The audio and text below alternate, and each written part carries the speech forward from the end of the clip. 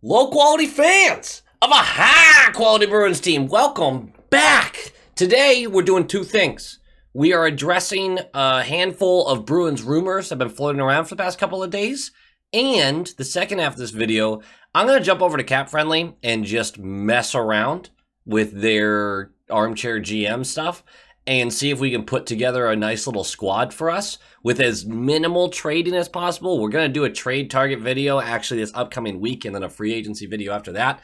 But I thought that'd be kind of fun to just, not edit the crap out of it and just do it in front of you and put that up on the screen. I think it might be fun. But first things first, like, comment, subscribe. Nailed it. Check out the Short Shift Pod. Join the Discord. Check out Twitch. I'm starting to stream again. All good stuff. All good stuff. Links are below. But hey, let's talk about a couple rumors, and one that really irked me is the one we're going to start with, which originated, shockingly, from 98.5 The Sports Hub, one of the producers, I believe, James Stewart.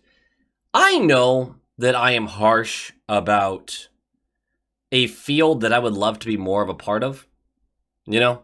Like, I would love to make a living off of talking about the Bruins, and I'm so harsh about some of the people who currently do it. I'm downright rude about it. I know that. I'm aware of that. I'm probably not doing myself any favors. But I do want you to know that what I truly believe is these people are hacks. Not all of them. Not all of them. But a good amount of them in Boston sports radio are complete hacks. They don't give a fuck about actually making you more informed about the team or helping you enjoy the sport more. Nope, they do not care about that at all.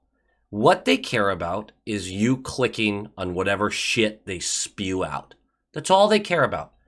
Lining their pockets with audacious takes that are ridiculous. That's what they care about. And this take comes directly from there. The conversation started with this Bertuzzi is a high interest candidate to stay with the Bruins. The Bruins brass really likes him. They'd like to keep him. Great. We're going to talk about that in a minute. But the conversation dwindled to they are obsessed, the Bruins, obsessed with Orlov and have buyer's remorse about Lindholm and are now actively shopping Lindholm, who has another 6 or 7 years at $6.5 million, actively shopping him so they can keep Orlov long term. That is more or less in a nutshell what they were saying, right? Buyer's remorse about Lindholm. Stop listening to these people. God dang it, stop listening to these people. 100% they are shopping Lindholm, as in fielding calls, as in, hey, how badly do you want this guy? What are you willing to pay for this player? Because that's their job, is to gauge interest on every single player they have, and if someone comes out with a deal that you go, we would be moronic not to take that, then you jump on it. So yeah, I would not be surprised if a report came out that yes, they are shopping Lindholm. But to say they have buyer's remorse because they brought in a guy who had a nice little run with us, but who over the past few years is less productive, smaller, and older, and they'd rather keep that guy than Lindholm, who should have been, he was probably 4th in Norris voting this year. Could have been a candidate. I find that bizarre. I find that stupid. It's not real. It's not real. It's fake. It's made up. It's fabricated. It never happened. That's not a real thing. To say the Bruins love Orlov and love what he brought, great. That's not incorrect. To say they're fielding calls on Lindholm, I wouldn't be surprised. Shit, they probably get a call or two that has Pasta's name in there. And you laugh about it, but you'll listen to what they're offering. That's your job. But to sit there and say Lindholm is being actively shopped so that they can extend Orlov is an asinine, childish ploy. These people just want clicks. They just want interest.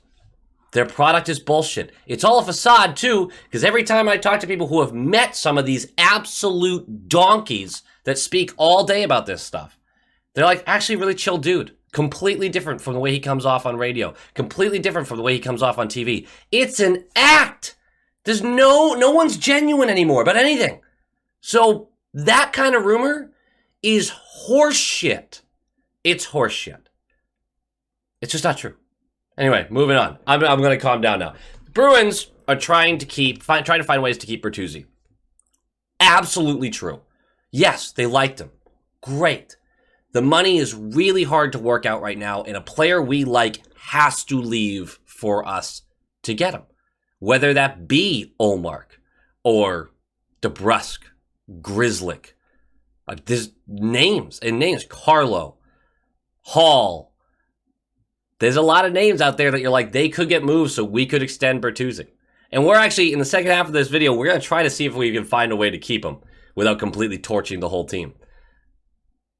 I believe that. I think that's a really good rumor. I really do believe that. It's going to come with a little bit of pain if it happens. The one thing working in our advantage for the Bertuzzi stuff is the only teams that seem to really want to bring him in, because if you are a rebuilding team or very young in your process, he's not exactly a locker leader kind of guy. So you would bring him in if you feel like he's a missing piece to a cup run, like a contender status. And there's not a lot of teams in that area. And any teams that are, or any teams that are currently contenders, are right up against the cap. The good news about that is we're kind of on even footing with a lot of people trying to re-sign Bertuzzi because no one has the cap space for him. Detroit is obviously your biggest threat, but their whole reason that they moved on from him was because they couldn't come to an agreement on an extension. I'm not saying it's impossible he goes back there. They certainly have the cap room. But maybe they don't agree on his value. If his value is above $6 million, and that's what he thinks, there's no way the Bruins are able to re-sign him. It just doesn't happen with the current iteration of the team. But I do believe that we are on even footing with a lot of other teams that don't have the cap space, but would really like a player of his style, especially after he showed such good chemistry with the top six after such a short amount of time. So really, I think that's a really strong rumor. I believe it. I think it's a really tight shot to be able to work him in, but we'll see what happens with that. Probably the biggest and most interesting one, and the one that, although maybe not makes the most sense, is probably has some validity to it. The Oilers are apparently shopping Ryan Nugent Hopkins, and the Bruins are a possible match for that trade. I don't know why the Oilers would do this. You've got a guy who scored 100 points because of how complimentary he was to your two superstars, who's only making $5.1 million a year. I mean, that's right now, that's a really, really, really good deal. So I'd be really surprised if they actually were shopping him. But he does make a lot of sense for the Bruins.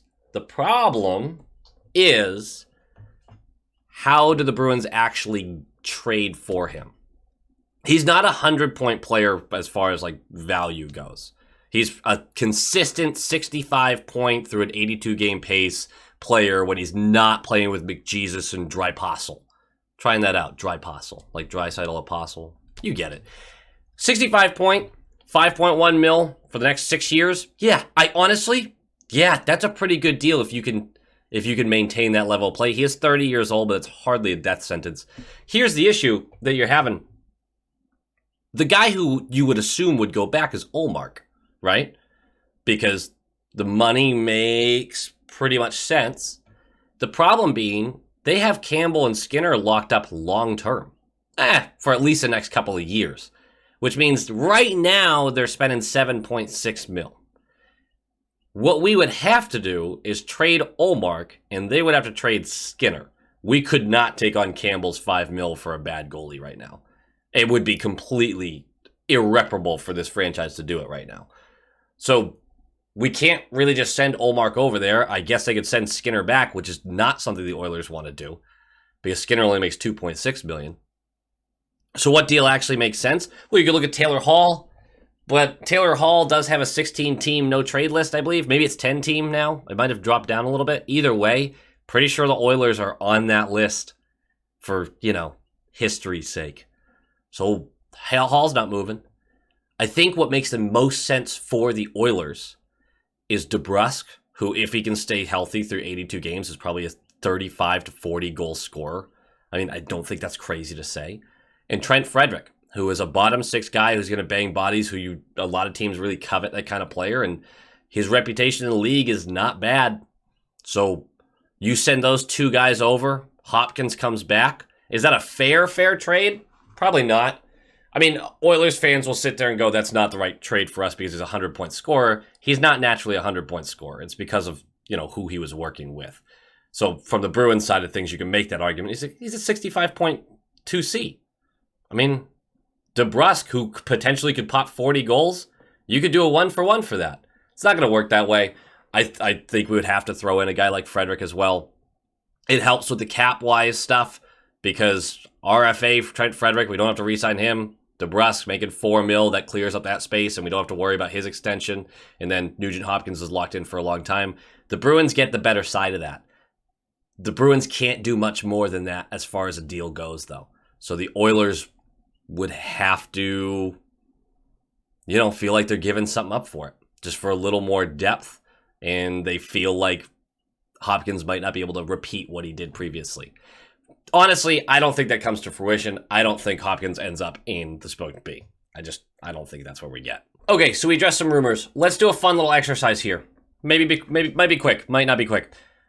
We're going to put together our 2023-2024 roster. We're going to do this on the Twitch streams a couple times this offseason. We're going to do this a couple times just because it's fun. Let's pretend the salary cap goes up by $1 million. I think that's a realistic option, especially recently with reports coming from our trusted leader, Bettman, who sucks. But hey, that is what it is.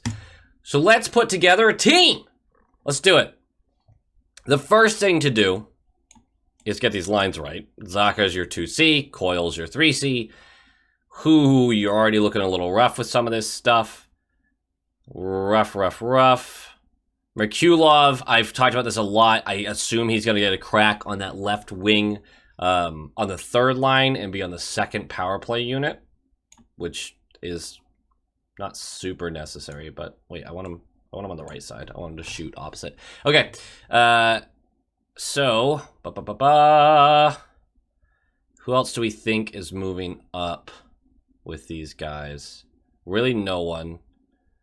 How much does buying out Miller get us? Because it certainly should be done. Our cap space went down by buying out Miller? Wait, is there an undo button?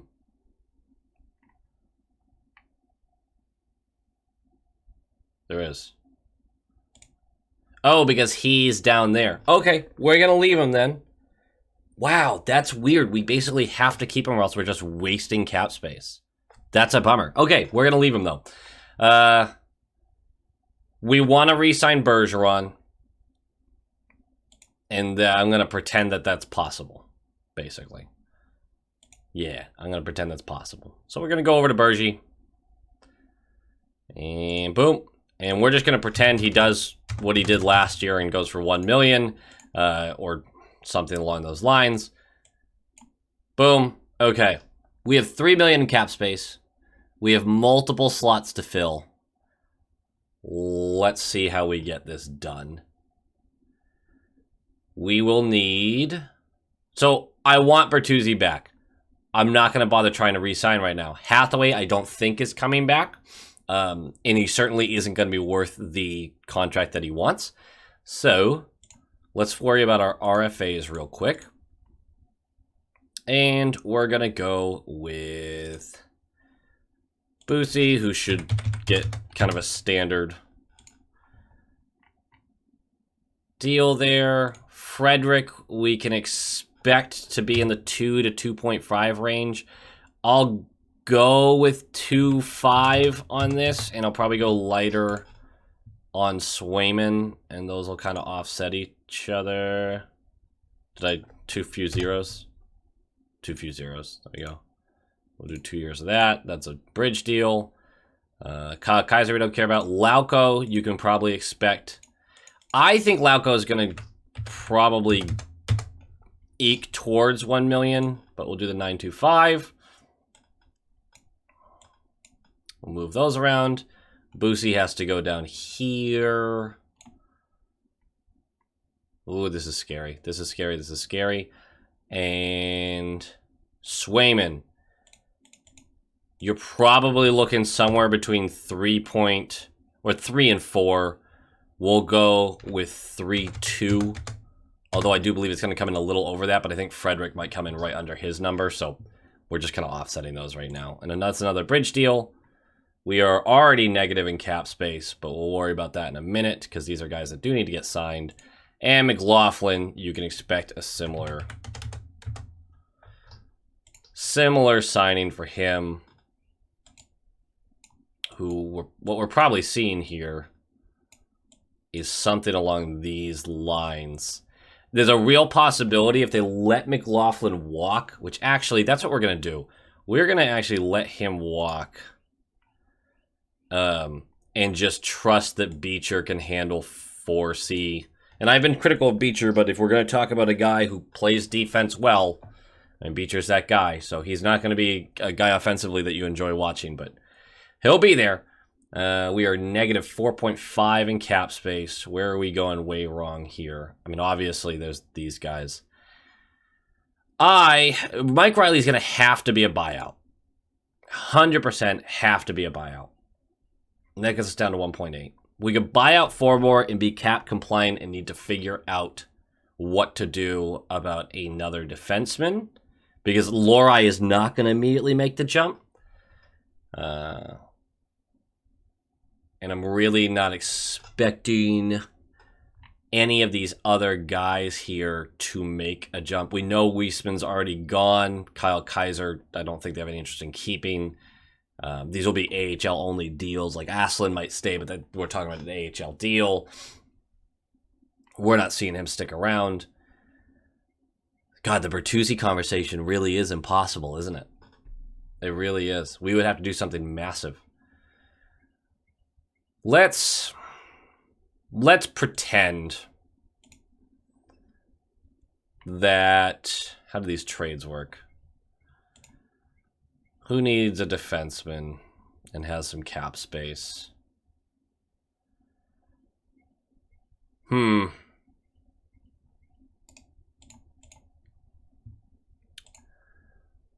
Let's pretend... Do they have cap space? Oh, wow, they do.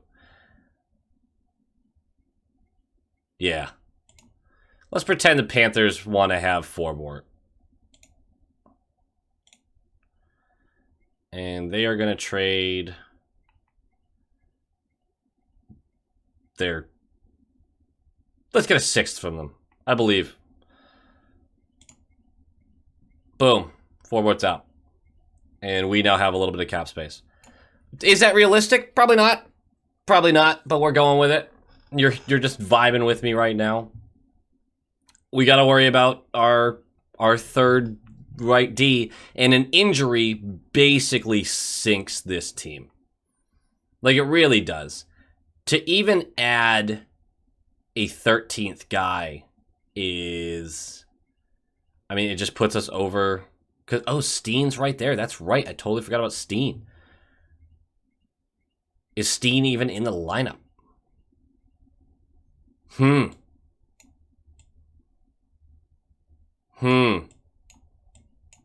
That's tough. Because it's not like you really... I mean, you're not saving much, but yeah, Steen is probably there too. Not great. Not great, not great. I'll put together a power play real quick, though. Just for funsies.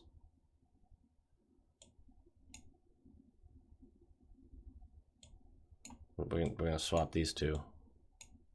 Whoops. That's an okay power play unit, right? That's okay. All right, we got to figure out defense. Free agents.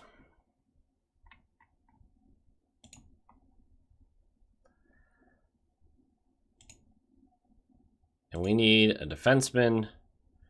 God, there's a lot of defensemen. Okay. Who is on the block, though, here for us? It's Justin Hall. He was terrible. He was terrible at the end of the season there. Justin Hall making $1 million on our third pair. And we are not cap compliant. Wow. After all that, we are not cap compliant. That's tough. Tough, tough, tough, tough, tough, tough, tough.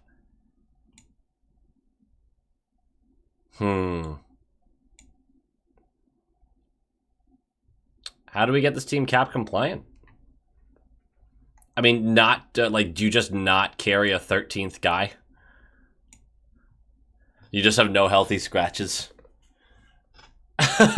There's your team. The reason we did this, and hopefully I sped it up so it wasn't just 20 minutes of me bumbling around, is to show you how tight it is. We're going to have some fun with some streams, and we're going to trade a bunch of guys, and we're going to do that whole thing. But this is a good exercise of, we are in trouble. This was best case scenario for Bergeron, coming back with the 1 million. It is best case scenario for a Swayman deal, likely. Frederick's probably coming in a little high. And we still don't have a 13th forward, which would really be Beecher. What feels like a real possibility. A Trent Frederick trade clears up some stuff. A DeBrusque trade clears it up, but that doesn't really help. And Bertuzzi is just an unbelievable long shot. It's the best case scenario for Forbort, too. Well, there you have it, guys. This is going to be a tough one. We're going to do this live a bunch, I bet. It'll be a lot of fun. But right now, that was terrifying and awful, and I hate it. But I hope you guys had fun, and I will see you very soon for some more skits and shorts and fun videos like that. And go Bees. Go Bees!